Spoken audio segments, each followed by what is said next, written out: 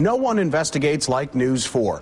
Erie County is owed some major money, and you won't believe who the primary debtors are. Investigative reporter Luke Moretti is following the money trail in this morning's special assignment. Luke? Well, Joe, you know, the crash of Flight 3407, the October 2006 storm, and delinquent property taxes, when you factor in these and other overdue payments, it starts adding up pretty fast. As of right now, Erie County is owed $126 million. That's roughly 10% of the entire county budget. The bulk of those dollars, $88 million, is local, state, and federal reimbursements for services the county has already provided.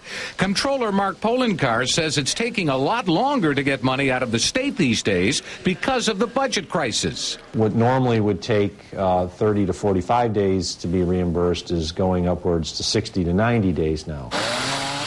Remember the October 2006 storm that downed tree limbs and power lines? Polenkar says the county is waiting for over $2 million he says is still owed by the federal government. We're spending the money, and often we're left holding the bag for not only months but years until we can get reimbursed from the state and federal government. Then there's $750,000 Erie County claims it advanced for out-of-pocket expenses following the crash of Flight 3407 in Clarence Center. On the night of the crash, Continental and Colgan said they would reimburse the county, but as of now, they haven't reimbursed us for a penny. Erie County sued the airlines in federal court, claiming it was forced to expend unprecedented monetary resources, like overtime for police and emergency personnel and cleanup. What's more, the county is still waiting to collect about $36 million in delinquent property taxes owed for the last 4 years. The comptroller says under state law, it can take 3 years before the county can start foreclosure proceedings against a property owner. And by that time, people have learned how to rig the system. They can pay the latest, or the furthest year out, the oldest taxes that are due, and avoid foreclosure. And they do this a lot. Buys them another year, right? It buys them another year.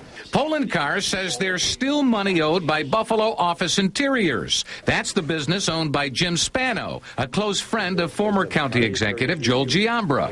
The company was sued by the Attorney General for allegedly overcharging the county for office furniture, and in 2006 agreed to pay the county $225,000 to settle the lawsuit. We still owe over $105,000 to Erie County, which at $2,800 a month, it's going to take some time before they pay that in full.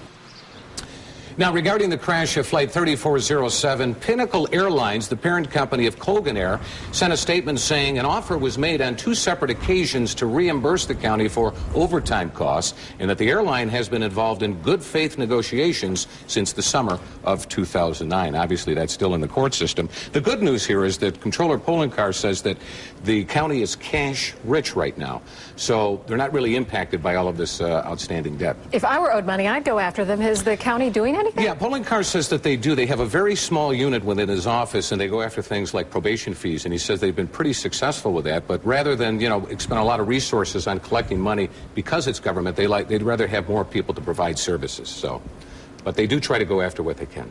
Wow. All right, thanks for coming in this morning, Luke. You got it.